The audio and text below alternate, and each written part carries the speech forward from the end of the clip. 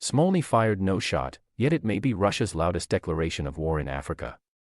While Western nations folded their flags and shut down their last bases, Russia didn't knock.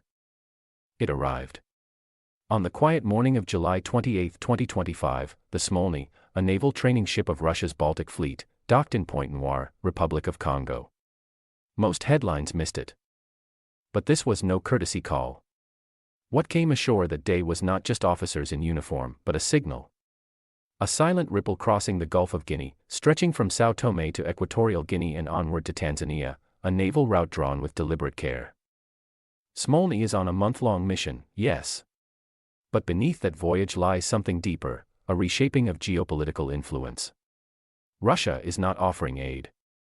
It's offering alliance, on its terms. Through ships, not speeches. And if you feel the wind shifting across Africa's shores, if you sense that this isn't just another diplomatic tour, like this video now. What comes next isn't just a story. It's a contest for sovereignty itself. According to Reuters and Al Jazeera reports from June and July 2025, the Kremlin confirmed its expanding military presence across Africa. The Smolny's port visits to Equatorial Guinea, São Tomé, and the Republic of Congo weren't isolated stops, they marked a coordinated campaign of influence. Meanwhile, the Russian Defense Ministry replaced the Wagner Group with a new state-controlled force, the Africa Corps, now operating in Mali, Burkina Faso, and Niger. On July 6, 2025, the last Wagner units exited Mali. France, once the dominant power in West Africa, completed its troop withdrawal from Senegal, Chad, and Côte d'Ivoire. But this isn't a vacuum. It's a rearranged battlefield. And Smolny is just the opening move. It looks like any other ship. A white-hulled naval vessel, painted clean and unarmed. Flying the Russian tricolor under the equatorial sun. Cadets in navy blue salute on deck. From afar, Smolny appears quiet, ceremonial, a training ship, that's all. But looks deceive. When the Smolny docked in Pointe-Noire on July 28, 2025, it brought more than midshipmen. It brought a message, not to the Republic of Congo, not to the West, but to Africa as a whole. It was subtle. No flags planted. No parades. But it echoed louder than a missile launch. Russia was back. And this time, it was scripting a new page with African ink. The Smolny belongs to the Baltic Fleet, a Cold War-era ship built for training but conceived with strategy. Over the decades, she's visited Cuba, Syria, India. Now, her voyage across West and Central Africa isn't nostalgic, it's surgical. In July 2025 alone, she stopped at Malabo, Equatorial Guinea, São Tomé, and Pointe-Noire, all critical points along the Gulf of Guinea. She's expected in Dar es Salaam, Cape Town, and Vietnam before returning to Vladivostok in late September. That path is no accident. It traces not coastlines, but spheres of influence. Russia understands what many in the West have forgotten: presence is power. Not just economic presence. Naval power. Symbolic power. The power of being there. When France pulled out of Senegal and Chad, the world read it as retreat. When the US cut soft aid to Mali and Niger, analysts called it a shift. But Russia didn't analyze. It arrived. Smolny's mission, on paper, is educational, a voyage to train and foster naval diplomacy. But who writes the syllabus? Who defines the lesson? While cadets march, Russian officers meet quietly with local officials. While schoolchildren wave, new memorandums are signed behind closed doors. A ship that teaches may also negotiate. It's an old playbook, used by the British Empire, the Americans, even the Chinese. But Russia's return carries a darker familiarity. For Moscow, the ocean is a canvas. The ship is the brush. And Pointe-Noire, the first stroke. To understand the meaning of this voyage, you must look beyond its itinerary. You must see it for what it is, a line in the water, drawn against a vacuum. The West left. Russia filled in. But here's the question: what is Russia really offering? Not aid packages. Not IMF loans. Not democratization missions. Instead, stability, arms, training, and silence. No lectures. No conditions. Just presence, handshake, and steel. This appeals to African nations weary of conditionality, tired of being told who to trade with, how to govern, or what democracy should look like. To many in West Africa, the Smolny didn't arrive as a stranger. It arrived as an alternative. To the streets of Bamako, Ouagadougou, and Niamey, the Smolny carries more than cadets. It carries the spirit of a new alignment, one shaped by sovereignty, not subservience. But sovereignty, as every student of history knows, is a tricky thing. It can be self-built, or cleverly gifted, then held on a leash. Russia claims it respects sovereignty. Its officials say they come only when invited. True. But so did France, once. So did America. The real question is, will Africa own this pivot, or rent it? As the Smolny's engines cooled in Pointe Noire, the symbolism was heavy. Just offshore, anchored silently, were cargo vessels rumored to carry Africa Corps supplies. No official confirmation. Just satellite glimpses. Still, the pattern is hard to ignore. First the handshake. Then the training. Then the footprint. And in the age of information war, a vessel like Smolny is more than hardware. It's narrative. A silent argument made visible. A claim not on territory, but on memory. A rebranding of history. If you're American, picture this, it's as if a former Soviet ship were making dock in Puerto Rico. Offering military exercises, educational exchanges, and investment talks, in your backyard. Would it feel like a threat? Or like a change? Now ask, why should Africa feel differently? To some, the Smolny is a gift. To others, it's a Trojan horse. But here's what it definitely is, a signal. That Africa is the stage again. Not just for extraction, but for alignment. And that stage is no longer crowded with Western actors. It has new protagonists, and Russia is writing the lines. If you believe Africa deserves to author its own destiny, with or without Russia, let your voice be heard. Comment your thoughts below. Because the seas are shifting, and silence is no longer an option. They are not Wagner. They carry no skull insignias. They march without propaganda banners. They call themselves the Africa Corps, a state-controlled force under the Russian Ministry of Defense, quietly replacing Wagner in Mali, Niger, and Burkina Faso as of June 6, 2025. This transformation is no afterthought. It's by design. When the Russia-linked paramilitary group Wagner withdrew under international pressure and legal scrutiny, the Kremlin transferred operations directly into a new entity. The Africa Corps inherited deep networks, training camps, and logistical routes once controlled by Wagner, but now under government oversight and accountability. It's a signal, control reclaimed. Influence preserved. Picture the scene in Bamako, soldiers in desert fatigues move efficiently through drills. Officers in plain khakis confer in hushed tones. The smarts of Wagner's battlefield tactics now live in Africa Corps' structured command. Yet recruitment for the Corps comes through official channels, contracts are signed, reports filed. This is influence with camouflage, less shady, more formal. But make no mistake, the purpose remains. Why does this matter for Africa? First, sovereignty messaging. Russia can now argue it supports African-led security structures, no camouflage, no plausible deniability. Africa Corps, unlike Wagner, is publicly bound by diplomatic agreements and military-to-military ties. That helps Moscow present itself as a legitimate partner. Second, continuity. Africa Corps took over positions in Mali, Burkina Faso, and Niger seamlessly. Camps once stamped with Wagner logos now fly national flags alongside Russian ones. The training continues, the weapons arrive, the advisory presence deepens. The French and American pullback, painted as a retreat, becomes Russia's gain. In Ouagadougou, Niger, and Mali, communities feel both relief and suspicion. Young recruits step forward for training that promises pay and purpose. Mothers see soldiers return with new skills and cameras, not always with stories. Investment in infrastructure often comes before transparency. And as public schools open new classrooms under Russia-backed programs, local civil society asks questions: who sets the curriculum? What is the ideology beneath? Africa Corps also fulfills political signaling. For AES alliance of Sahel states, a bloc formed by Mali, Burkina Faso, Niger. In July 2024, the core becomes a flagship of regional sovereignty, aligned not with the EU or US, but with a partner built on non-interference and assertive respect. It's a pivot for Sahel nations seeking to write alliances on their own terms. However, influence is rarely static. Russia positions Africa Corps as a force multiplier for the defensive needs of Sahel states. Counterterrorism, border security, infrastructure protection, these are the official rationales.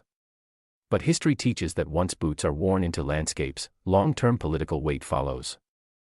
Imagine decades later, thousands of veterans trained under Africa Corps form veteran communities.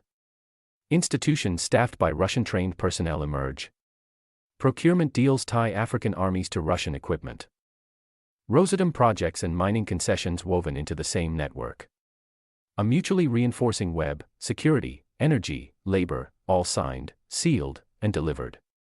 The real tension lies in how Africa views this evolution. Is Africa Corps a sovereign shield, or a pseudo-ally chain? Does training mean empowerment or entanglement? Russia is careful. You see no overt recruiting posters on student walls. No overt Russian presence in election messaging. You see agreements signed quietly in defense ministries, accompanied by Indian Ocean visits from Smolny and quiet ceremonies in Bamako. That's influence tempered, packaged, calculated. But at the center of this pivot stands a question: whose sovereignty is being served? Because Africa Corps acts in the name of partnership. But it evolves within a structure defined by Moscow. Contracts, logistics, command structure, all trace back. Africa gains trained soldiers and new bases. Russia gains ally alignment and military footholds. The Africa Corps narrative sells soft power, legitimacy, stability, sovereignty. But diplomats whisper, this is less about liberation and more about rebranding imperial footprint. Under the banner of invited assistance, Africa Corps becomes a domestic vector for Russian influence. The stakes are high because security is personal. Across Mali, Niger, Burkina Faso, families link rising death tolls to chaos, they link predictable power delivery to training camps. When the Africa Corps steps in, it appears as a stabilizer. Yet survival is not freedom. True sovereignty demands oversight, transparency, democratic input, not silent contracts. It demands that citizens know who trains their forces, who funds their energy systems, who builds their infrastructure. Africa Corps may be less flamboyant than Wagner, but it is far more enduring. In a match of appearances versus architecture, Moscow walked through the door. Africa Corps is the foundation being laid inside. And it matters how Africans respond. Will they call this help, or heed the warning? Because the screen left behind by Wagner is gone. In its place stands Africa Corps, formally invited, structurally embedded. And what we see is less about soldiers. It's about sovereignty rewritten, with new guards at the gate. When doors close, corridors fill. When Western troops vanish, new shadows lengthen under sunrise. And when France and the United States finally pulled back from their last military outposts in West Africa, they didn't just leave land, they vacated influence. France once projected power across Senegal, Chad, Mali, and Côte d'Ivoire. Generations of French bases dotted that landscape, airfields, forward operating camps, intelligence stations. But between 2023 and early 2025, France withdrew from Senegal, and Chad, Mali, and Niger had already seen French and US boots leave earlier. The legacy seemed erased. But empty spaces, paradoxically, never stay empty. American foreign policy under the Trump administration tightened the belt: trade tariffs, aid cuts, disengagement rhetoric. Washington retreated from soft power engagement across many African states. Analysts called it recalibration, locals called it abandonment. To African eyes, the Western retreat looked like a failure. The support packages faded, NGOs pulled out, leaders who studied in Paris or Washington found scholarships less available. As embassies reduced staffing and flight paths to Paris and Brussels grew thinner, a quiet existential question emerged: who fills the void? Russia didn't wait to be invited. It simply walked in. While the West adjusted budgets and debated disengagement, Russia executed movements. Warfare by invitation, influence underhand, power through presence. For Mali, Burkina Faso, Niger, the arrival of the Africa Corps seemed timely. Countries mired in insurgency wanted stability. They wanted advisors, soldiers, training, someone who would support sovereignty without lectures. And so they signed deals. Russia showed up with hands full of contracts, shipping manifests, and military advisors. The Smolny's port visits echoed that shift, where once French Navy fleets docked. Smolny now arrived in Pointe Noire, Malabo, later Dar es Salaam. The corridors of influence were being repainted in gray and red. What does this mean strategically? First, it is a demonstration of intent. When power vacates, opportunity appears. Russia is not waiting for an open door, it is forging its own corridor. It's not building embassies, it's building interlocking influence. Second, it reflects symmetry. The West withdrew claiming normative leadership. Russia offered functional partnership, military training, energy deals, no strings attached contracts, ostensibly respecting sovereignty. Third, it disrupts the narrative of liberal internationalism. When Western powers preach democracy and conditionality, African governments that resist pressure see another model: transactional. Fast, concrete. A model without foreign lectures or conditional financing. Historical parallels are vivid. Picture America's exit from Iraq in 2011. Suddenly, militias filled the gaps. Local powers realigned. Iran gained influence. Oil pipelines rerouted. North Africa still carries echoes of that pivot. Now imagine a Russian counterpart in West Africa, slipping into the gaps. Communities in Bamako and Niamey began to whisper, France left. Who brought the soldiers next door? The answer, not someone dressed in French blue, but in khaki with Africa Corps insignia. Not US drones on NATO cords, but Smolny's horns cutting through Atlantic haze. Some people welcomed it. They felt safer. Markets stabilized. Borders watched. Infrastructure talks began. Young engineers studied under Russia-sponsored scholarships. The switch to Russian-manufactured arms seemed just as appealing as French surplus. And all without the political preconditions once baked into Western assistance. But beneath the surface, another tension brewed: exchange rates shifted. Contracts tied ministries to Moscow. National media, once funded by French institutions, found new sponsors. History textbooks updated maps. Music festivals swapped Western grants for Russian cultural programs. This is soft power in action, not through flashy battalions, but quietly remapping political DNA. As Western embassies faded, AES alliance of Sahel states emerged. Mali, Burkina Faso, Niger linked arms under their own banner, yet the core behind that banner wasn't domestic.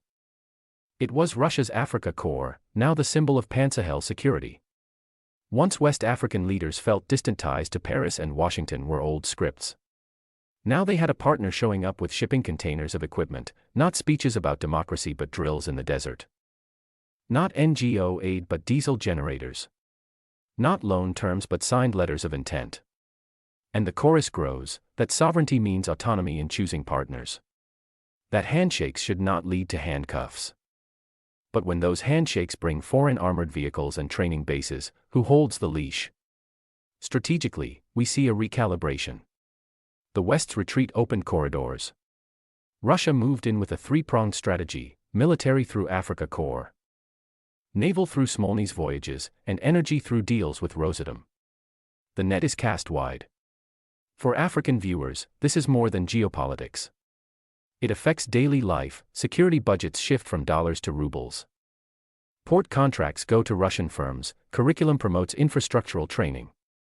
When diesel arrives from Africa Corps logistics hubs, the axis of power changes. But recall, corridors filled with opportunity also carry dependencies. What if security forces stay long-term? What if contracts extend decades? What if local oversight remains minimal? This moment is a test. Can West Africa shape its future, or will it fall into familiar patterns under a different flag? We're not just watching lines on maps. We're watching corridors of influence form, corridors built from strategic patience, logistical muscle, and unspoken promises. If you believe African nations deserve partners who respect their sovereignty fully, not fill power vacuums quietly, share your thoughts in the comments. Your voice matters because silence tells the corridor it's welcome. Smolny may have fired no weapon. France may have pulled its flags. But these changes are neither silent nor temporary. They redraw the terrain of African sovereignty, one port call, one training camp, one deal at a time. Smolny set sail. Africa Corps marched. But neither were the endgame. Neither bore the real anchor Russia seeks to drop in Africa. That anchor is energy, education, and infrastructure, woven into the grain of sovereignty itself. In July 2025, Russia signed civil nuclear cooperation agreements with Niger, Mali, and Burkina Faso, facilitated by Rosatom, Russia's state nuclear corporation. These deals promised not just power plants, but training grants, engineering scholarships, and technical labs. A silent transformation began. Imagine this: in Niamey, a new energy university opens under Rosatom sponsorship. Young Africans, future engineers, learn to design nuclear reactors. A generation trained and socialized inside Russia's technological sphere. Not with deployment orders, but with degrees, diplomas, and postgraduate bonds. In Mali, civil servants meet quietly to plan uranium extraction tied to future Russian industry. In Ouagadougou, a signed MOU pledges modernization of the national grid through Russian turbine supply. No fanfare. No parade. But behind the handshake, a stake driven deep into resource loops. This is a pivot from military influence to enduring infrastructure, what some analysts call a Marshall Plan in reverse, without dollars or conditions, but powered by uranium. Russia does not just lend boots, it builds institutions. Contrast this to Smolny's port calls: dramatic, visible, symbolic. But the nuclear deals are architectural. They construct frameworks that endure beyond strategic shifts or election cycles. That is the twist. You saw the troops, you saw the ship. Now look behind the curtain: Rosatom offices, recruitment brochures for African nuclear engineers, offices planning uranium logistics. These are the real conduits of influence. And if you think sovereignty is shaped only by armies, then you haven't seen the subtlety of this playbook. Energy independence is claimed through local stations, but engineered under foreign design. Educational sovereignty it is, until the textbooks reference Russian standards. Grid autonomy, until spare parts and maintenance contracts come from Moscow. And when that infrastructure grows, so does political alignment. When Niger's ministers and Burkina officials operate under systems serviced and funded by Russia, strategic preferences follow. That is how influence turns durable. It is no longer about who boots stand on sand, it is about who wires the grid, who educates engineers, who owns resource contracts. Russia frames it as partnership: sovereign nations choose their partners, they say. But partnership here means institutional interdependence. Burkina Faso wakes to power lines energized through Rosatom tech. Mali's engineers draft energy policy in a curriculum shaped by Russian methodology. Niger's uranium revenues flow through pipelines to Russian refineries. The geopolitical shift is disguised in development rhetoric: renewable energy, education for jobs, grid modernization. Yet the power plant's fuel rods broadcast allegiance more loudly than any battlefield flag. This isn't empire by cannon. It's empire engineered through reactors. You were meant to focus on guns and ships. But I ask now, when the lights stay on and textbooks credit Moscow, who truly holds the power? The Smolny voyage will eventually end. The Africa Corps may one day stand down. But a nuclear contract, that can outlast governments. It can define a continent's energy era, tie incentives to foreign suppliers, map loyalty through infrastructure. That is the real anchor. The true base. A claim on Africa not made by soldiers, but by institutions. Africa is not a blank canvas. It is a continent with memory, with will, with choices written in both struggle and silence. Russia's ships may dock. Its soldiers may train. Its engineers may wire the grids. But none of this defines Africa, unless Africa forgets to define itself. Sovereignty isn't a handshake. It's a blueprint. It's knowing not just who visits your ports, but who shapes your curriculums, who designs your future, who maps your energy.